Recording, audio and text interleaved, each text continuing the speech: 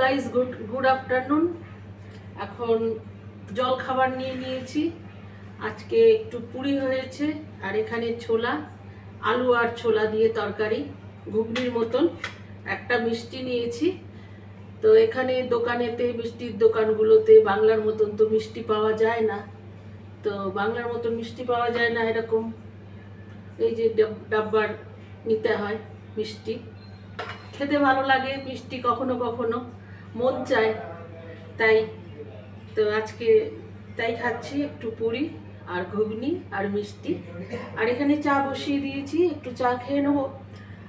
আর সময়কে যেন ধরতেই পারা যায় না, মানে এটা করতে করতেই বেলা হয়ে যাচ্ছে। এগুলো খাওয়া দাওয়া করে আবার আমি রান্না করব।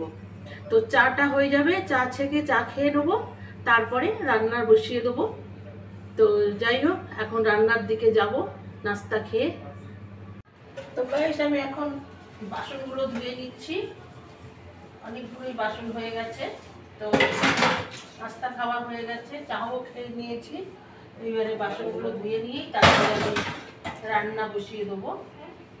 রান্না আজকে আমি তেমন কিছুই করবো না, ভাতকে জাস্ট আমি ফ্রাই করে দেবো সবজির সাথে। তো এখন এটা করে তারপরে আমি কাটাকুটি করব, কাটাকুটি করে তারপরে ভাত ফ্রাই করে নেব। তো আগে আমি বাসনগুলো ধুয়ে নিচ্ছি।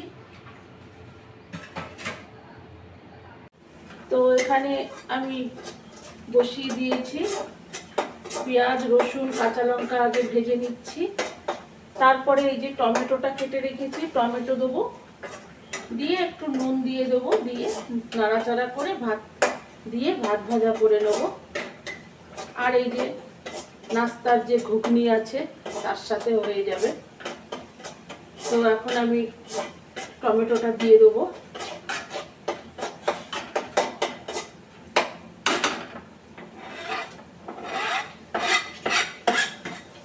তারপরে একটু নাড়াচাড়া করে দেবো, নুন দিয়ে দেবো, তারপরে ভাত দিয়ে ভাত ঢেলে দেবো।